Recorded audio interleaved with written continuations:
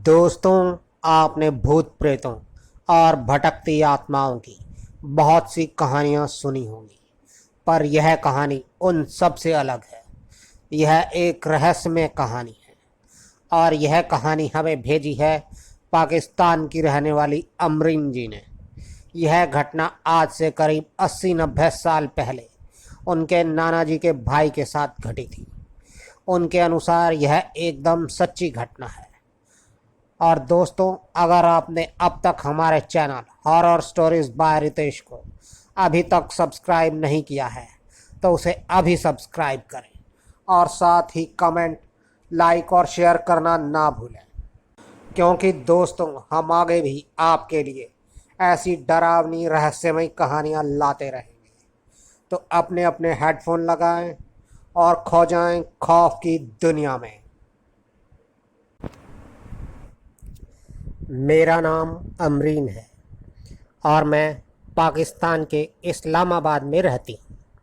यह कहानी एकदम सच्ची है और यह कहानी मेरे नाना जान ने मुझे उस वक्त सुनाई थी जब मेरी उम्र तकरीबन 15 या 16 साल थी और अब मेरी उम्र 52 साल है।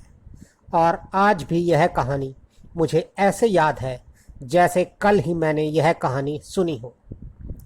न आज इस कहानी का कोई किरदार जिंदा है और ना इसे सुनाने वाले जिंदा हैं।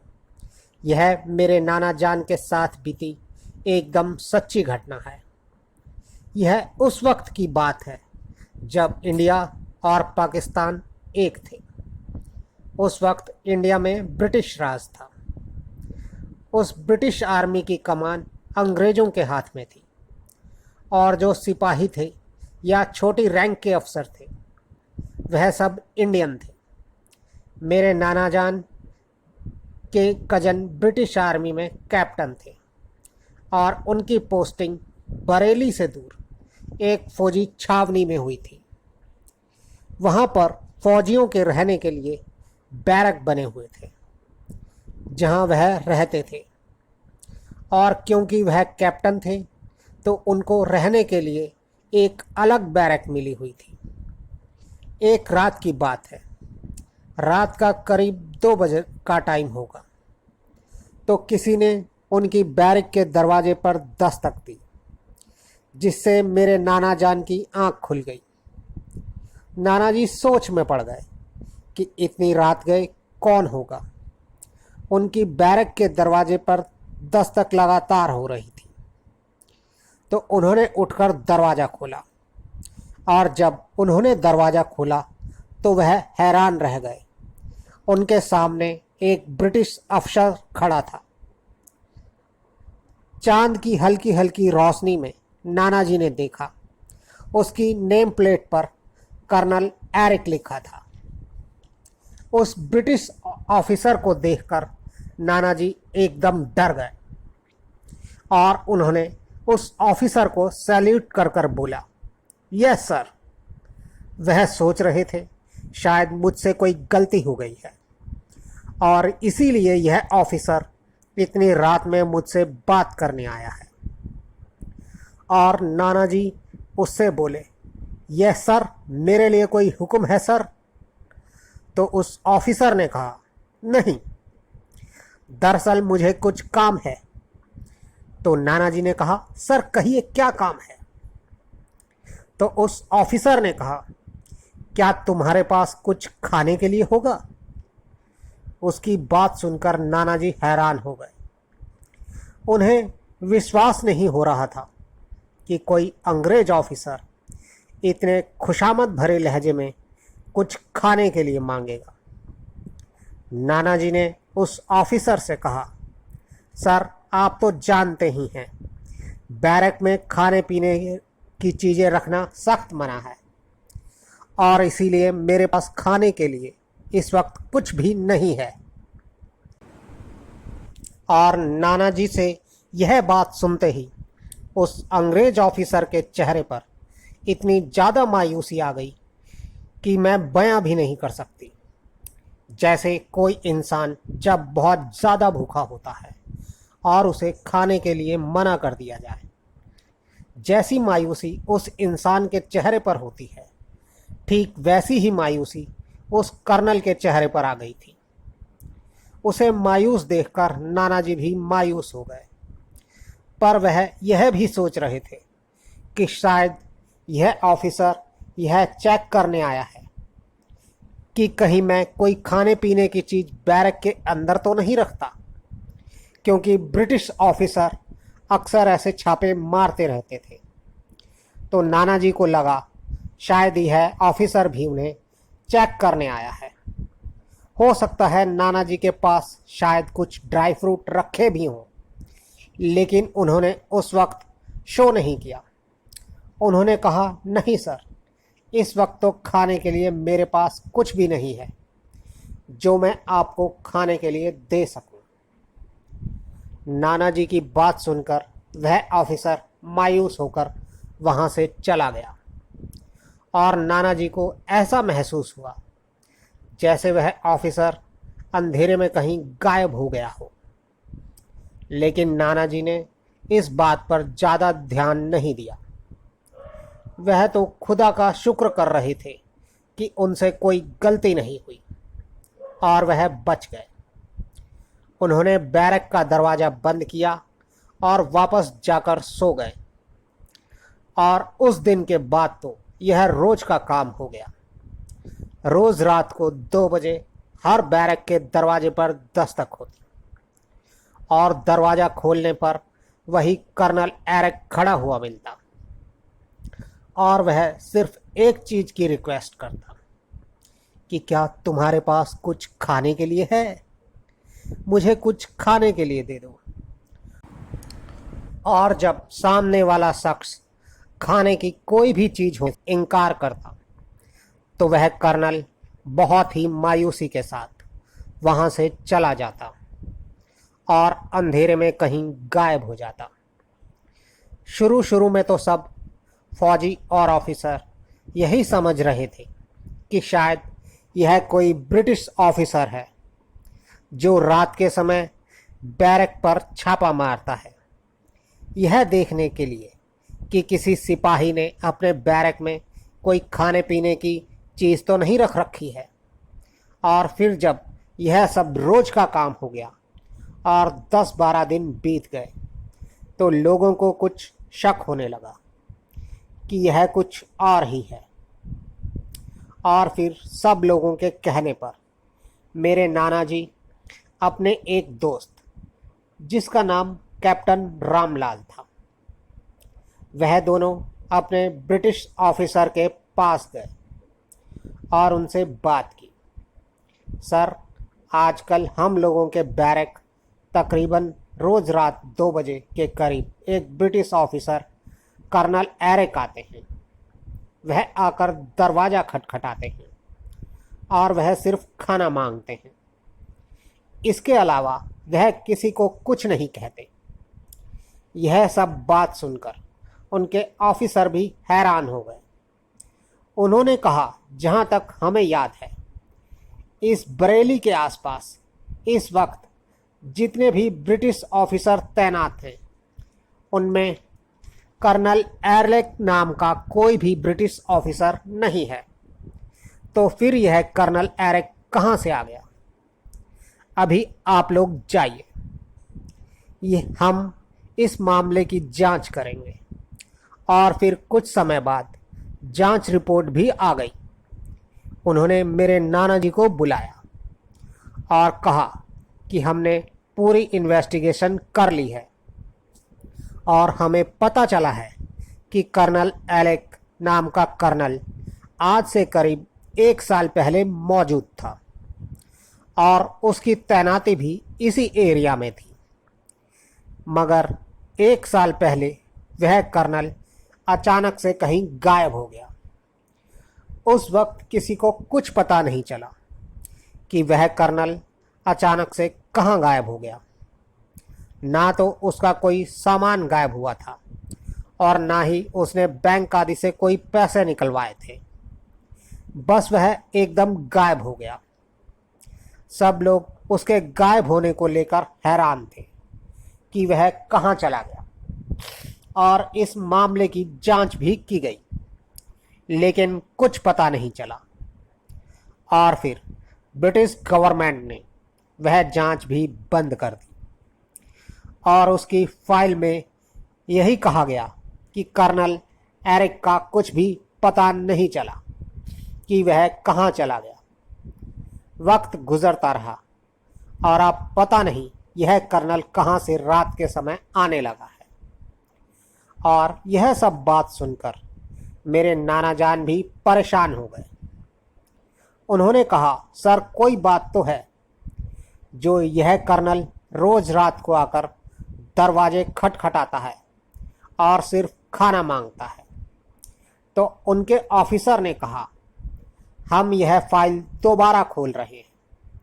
कर्नल एरिक का बंगला जिसमें वह रहा करता था, उस बंगले को सरकार ने सील कर दिया था, क्योंकि जब कर्नल एरिक के गायब होने के बाद वह बंगला दूसरे ऑफिसर को दिया गया तो उसने बताया था कि वहाँ कुछ अजीब सा है।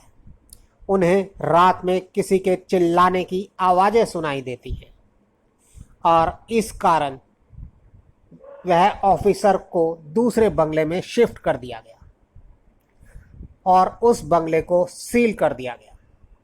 और अब हमने इस इन्वेस्टिगेशन को दोबारा शुरू करने का निर्णय लिया है।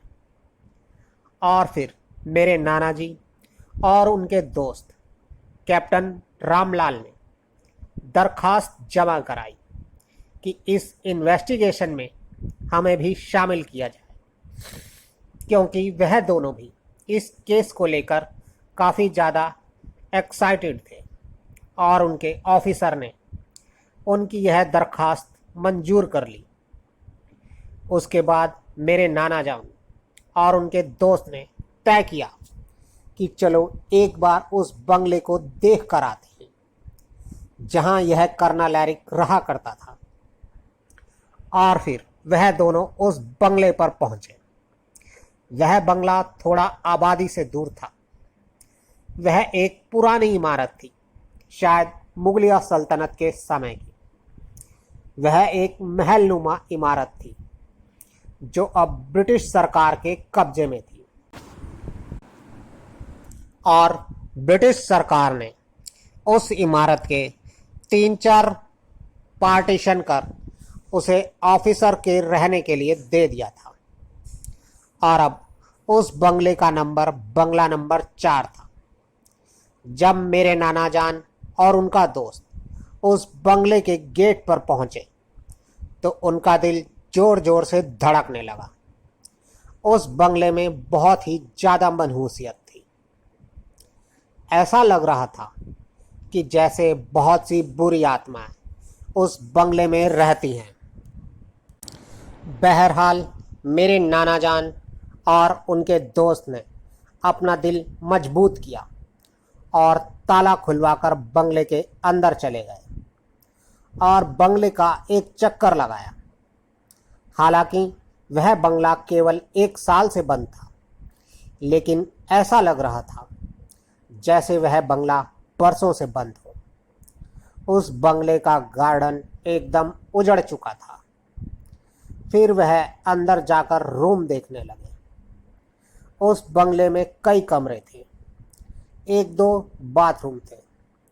उस वक्त किसी भी कमरे में नलका लगाकर उसे बाथरूम बना दिया जाता था।